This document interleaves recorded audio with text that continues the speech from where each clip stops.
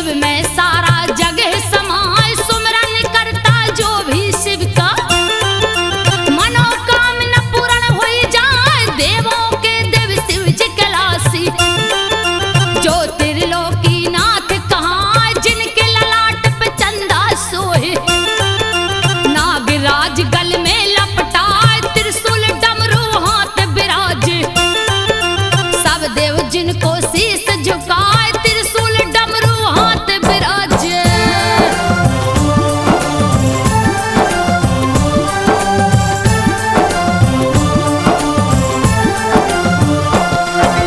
त्रिशूल डमरू हाथ बिराजे, अंग भभूति लियो रमाए। मृग की छाला तन पर सोहे, अंग अंग रुद्राक्ष दिखाए। भूत प्रेत सब दूत है जिनके, भंग धतूरा मन को भाए। बसहा भैल की जिनकी सवारी, रहे कुटिया में धूनी रमाए। गोरा संग गणेश भी रहते, विघ्न विनाशक जो कहलाए। कथा सुनाऊं वैद्यनाथ की, सुनो रे भक्तों ध्यान लगाए। कथा सुनाऊं वैद्यनाथ की।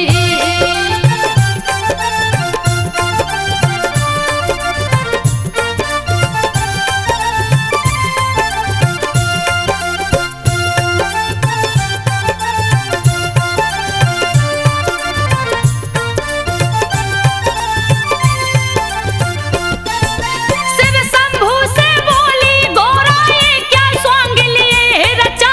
तीनों लोक का दाता होकर तपसी का लिया भेष बनाए। सुन के उल्हना तब गोरा की, सोने का महल दिया बनवाए। गृह प्रवेश करने को शिव जी विश्वेश्वर को लिया बुलाए। रावण जिसका बेटा लगता, के कसी जिसकी पत्नी कहाए। विश्वेश्वर के संग के कसी, स्वर महल में गई समाए। पूजा का जब हुआ समापन,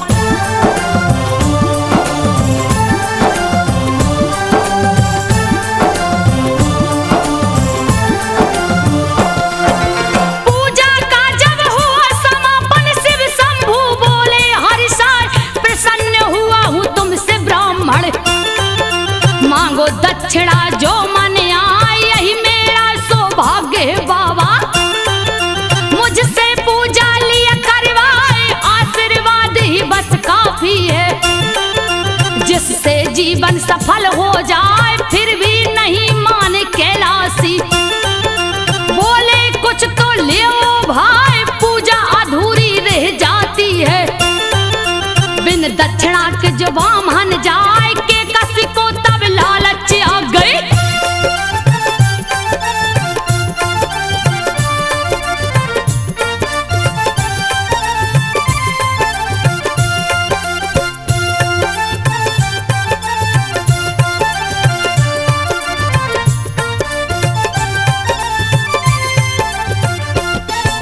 के कसी को तब लालच आ गई। विश्वेश्वर को रही समझाए, इसी महल को मांग लो स्वामी। कितना सुंदर रहा दिखाए, विश्वेश्वर ने टाल न चाहा। अड़ गई वो जिद पे है आए, विवश होकर पंडित राज ने शिव जी से बोला सब चाहे। दक्षिणा में यह महल दीजिए, मेरे मन को गई है भाई। तथास्तु कह करके शिव जी ने मन ही मन में रहे मुस्काए। पार्वती तब क्रोधित हो गई,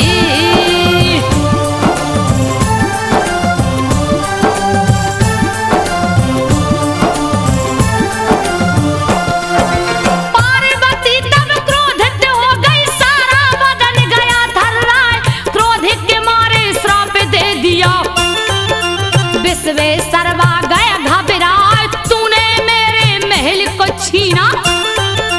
तेरा कुल सब नष्ट हो जाए, इसका भोग तू कर नहीं सकता।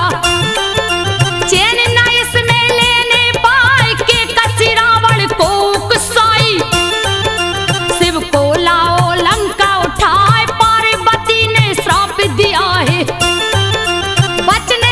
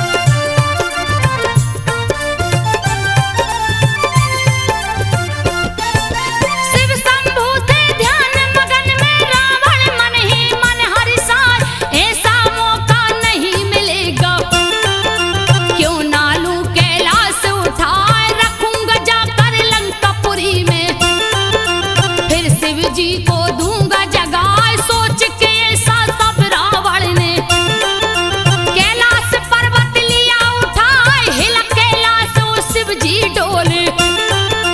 दिया रावण ने हाथ लगाए, ध्यान भंग हुआ शिव शंभू का। तब जंघों से दियो दबाए, दब गया दोनों भुजा रावण का।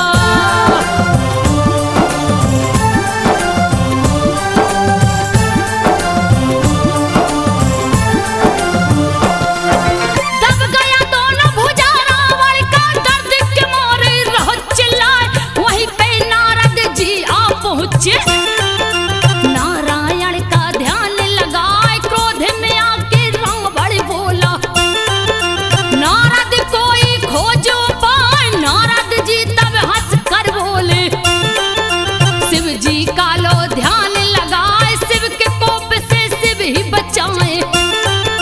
दूजा नहीं है कोई उपाय, कैसे करूं मैं पूजा शिव का। दोनों हाथ फंसा मेरे हाथ, पूजा नहीं तो भजन करो तुम्हें।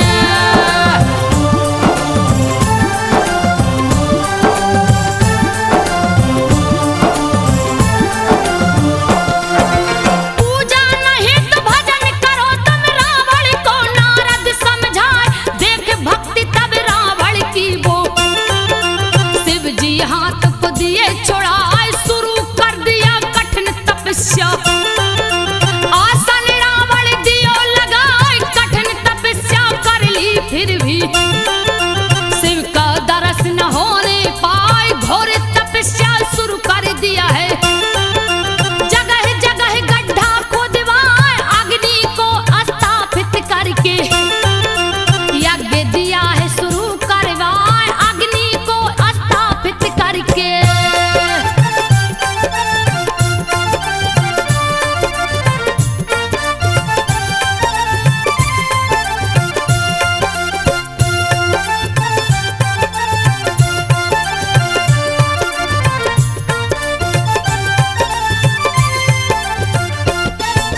शिव शिव बस रटता है रावण, जाड़ा में आसन बर्फ लगा, गर्मी में अग्नि बिच रहता। इंद्रासन को दिया हिलाए, खुले में रहता खुले में सोता। बारिश से तन भीगा जाए, कोशिश लाख किया रावण ने, शिव प्रसन्न ना होने पाए। क्रोधित होकर राजा रावण लिया खड़ग, तब हाथ उठाए, एक एक करके शीश काट कर अग्नि कुंड में भेंट चढ़ाए। नौ शीश जब काट दियो तो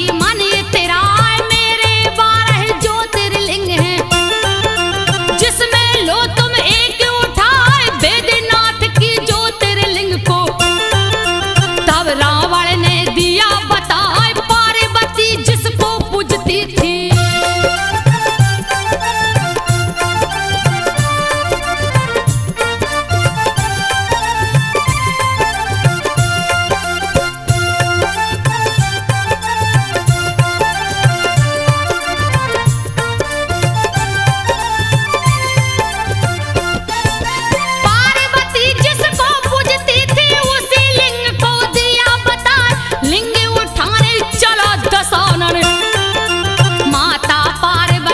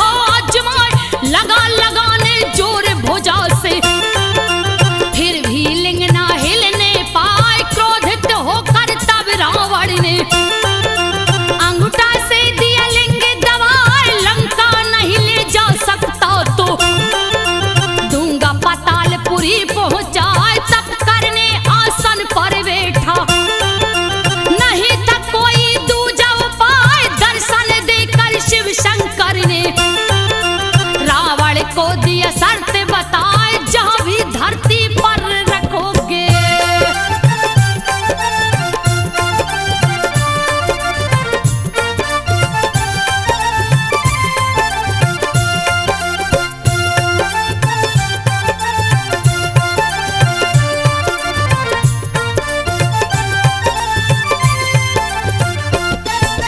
जहाँ भी धरती पर रखोगे वहीं लिंग स्थिर हो जाए। लिंग नहीं है हिलने वाला, चाहे लो जितना जोर लगाए लौट जाओ अब लंका रावण। दूजा नहीं है कोई उपाय मेरी आराधना जहाँ करोगे। मन वांछित वर प्राप्त हो जाए। रावण लौट गया लंका को, सारे देवता गए हर्षाए शिवलिंग को स्थापित करके। बैजू को दिए भक्त बनाए देवता गण बैजू से बोले।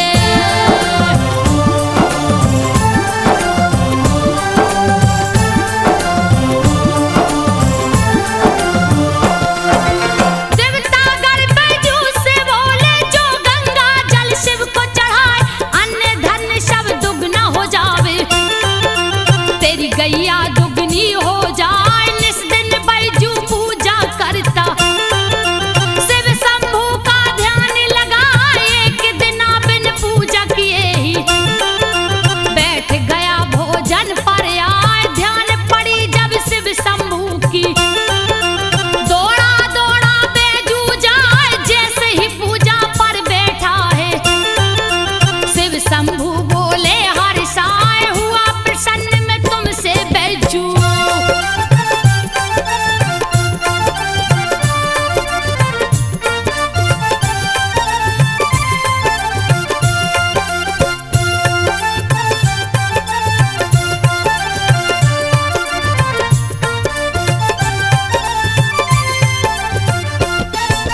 हुआ प्रसन्न मैं तुमसे बैजू मांगो वर जो दिल में आए।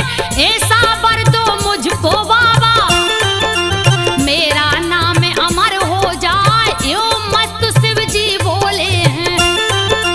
बैजू मन ही मन मुस्काए पहले बैजू नाम तुम्हारा पीछे नाम मेरा जुड़ जाए। युग युग तक यह पावन धरती बैजनाथ का धाम कहाए। होनी तो होकर रहती है लेख कर्म का मेट न पाए। राज छिपा एक और है इसमें।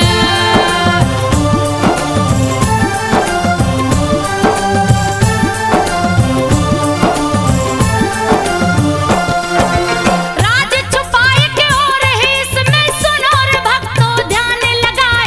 शिव जी के ससुर दक्ष है प्रजापति यज्ञ दिया है शुरू करवाए। नर किन्नर गंधर्व देवता सबको न्योता दिया पठाए। नहीं निमंत्रण शिव को भेजा ए अपमान सहा नहीं जाए। शिव शंभू से सती ने बोला चलिए यज्ञ को देखा जाए बिना निमंत्रण में नहीं जाऊं। शिव शंभू बोले समझाए मगर सती ने एक न मानी।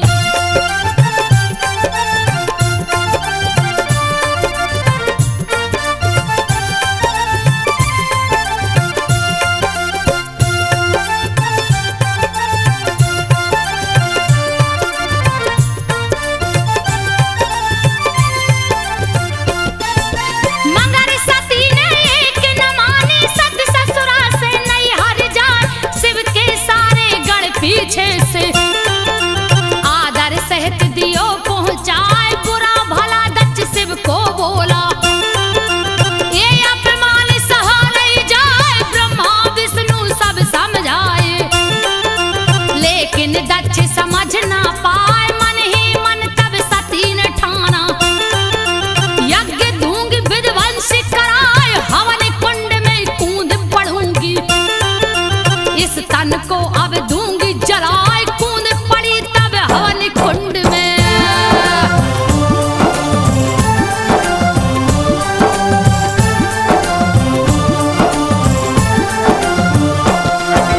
कूद पड़ी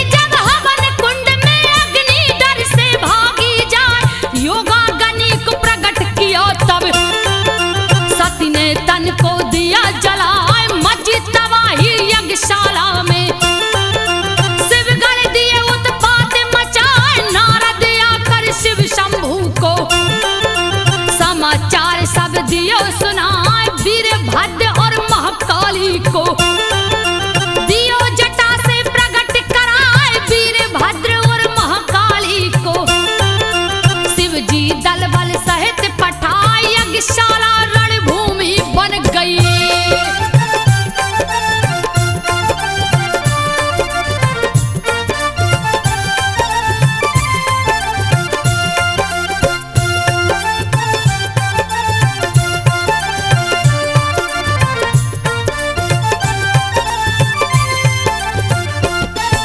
यज्ञशाला रणभूमि बन गई जिसकी वर्णन कहीं न जाए। काले लगा प्रत्यक्ष नाचने दक्ष की सेना भागे पराए। शिव के गढ़ सब क्रोधित हो गए। यज्ञ का दिए नाम मिटाए माया में बसीभूत शिव ने। सत्य के सब को लिया उठाए मोह भंग हो के से शिव का। देवता सभी समझ ना पाए विष्णु ने तब चक्र सुदर्शन। सत्य के शव पर दिया चलाए विष्णु ने तब चक्र सुदर्शन।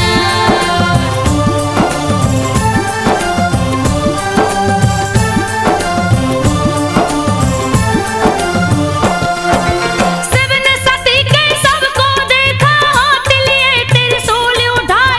रुद्र रूप देख शिव शंभू का मन ही मन सब देव घबराए। करने लगे जब तांडव शिव जी पल में लागे प्रलय हो जाए। कप गई धरती कप गए अंबर सबकी बुद्धि गई हेराए। हाहाकार मचा तीन लोक में कब क्या होगा कहा न जाए। क्षीर सागर सब देवगढ़ पहुंचे विष्णु थे जहां ध्यान लगा। मोह भंग कीजे शिव शंभू का।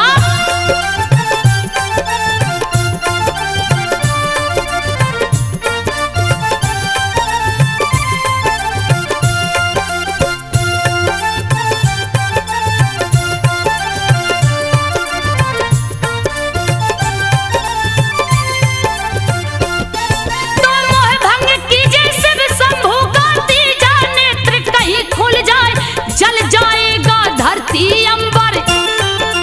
जल्दी कीजिए कोई उपाय बादल गरजे बिजली चमके। हवा बहन लगे साए साए आंधी तूफान ओला वृष्टि से। सृष्टि कहिए ढक ना जाए सुन के चक्र सुदर्शन धारी। देखा शिव को ध्यान लगाए गगन में देखा शिव शंभू को। विचरत सती के सबे उठाए गगन में देखा शिव शंभू को।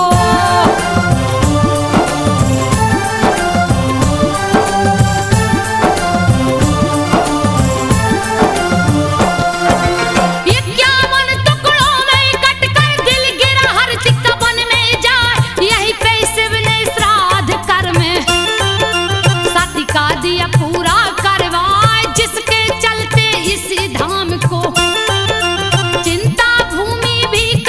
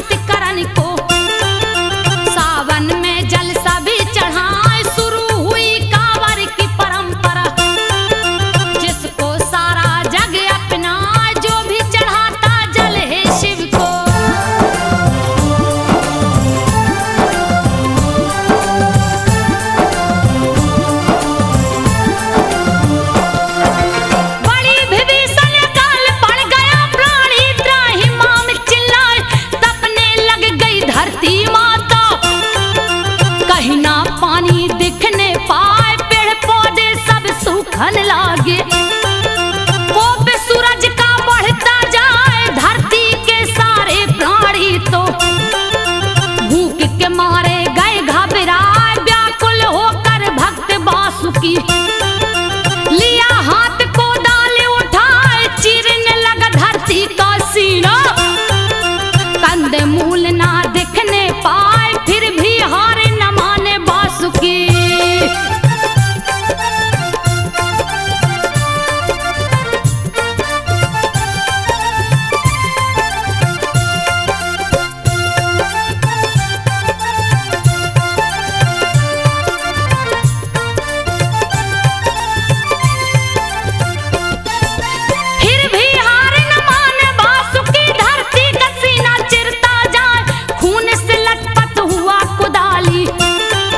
शिवलिंग से गए हैं टकरा, एक टकरा निहार वासुकी।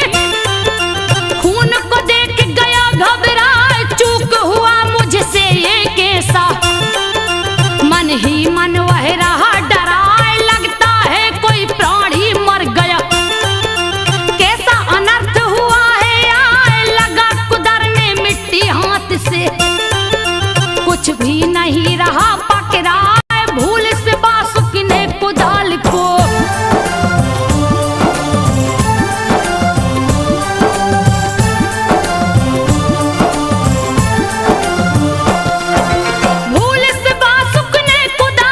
शिव के मस्तक दिया चलाए। प्रकट हुए कैलाश के वासी, वासुकी कुछ भी समझ न पाए। मस्तक फटा पड़ा था शिव का, देख के भक्त गया घबराए। डर के मारे थर-थर कांपे, कुछ भी उसको समझ न आए। प्रकट हुए कैलाश के वासी, वासुकी से बोले मुस्काए। मांग लो वर जो चाहो बेटा, जो भी तेरे मन में आए। है प्रभु जी अकाल मिटा करे।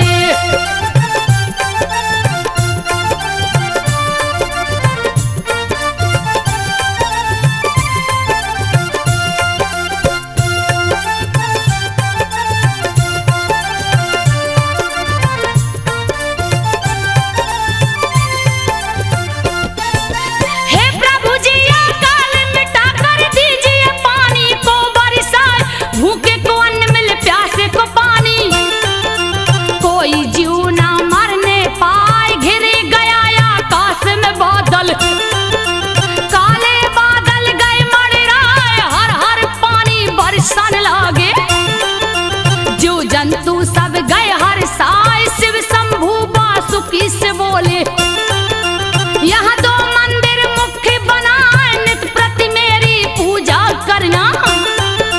तेरा नाम अमर हो जाए, वासुकी के नाम पर ही।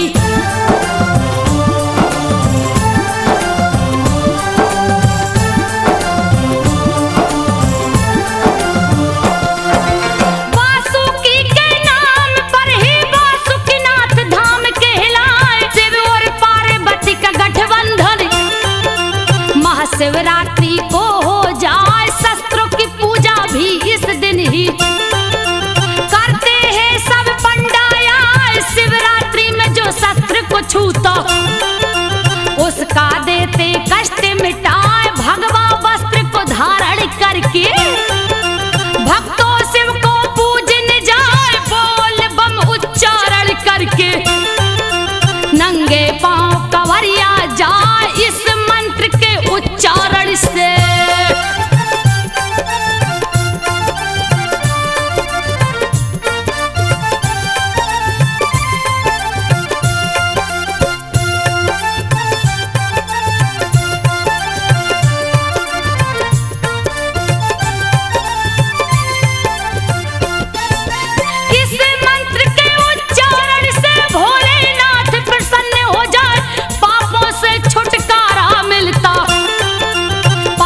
भी शिव धाम को जाए, जो भी ज्योतिर्लिंग को छूता, देते उसकी बिगड़ी बनाए। पुत्रहीन को लड़का होता, निर्धन भी धनवान हो जाए। रोगी प्राणी स्वस्थ हो जाता, देते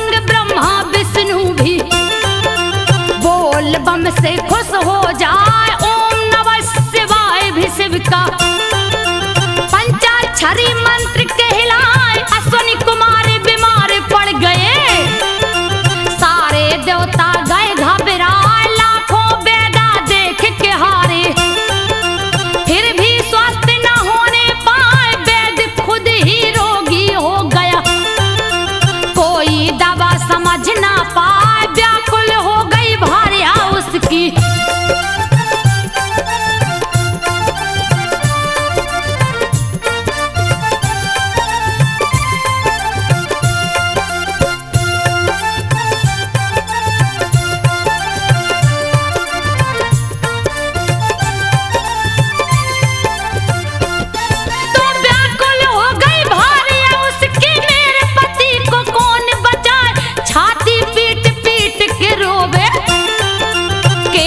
धुन के रही चिल्लाए, जा पहुंची बैद्यनाथ धाम को, शिव जी आसन जहां लगाए, सर को झुका के शिव से बोली, लीजिए पति की जान बचाए, थक के हार गई आई शरण में, शिव शंभू ने लिया उठाए, अश्विनी कुमार स्वस्थ हो गए, सारे देवता गण हर्षाए, काया कल्प हो गई उनकी।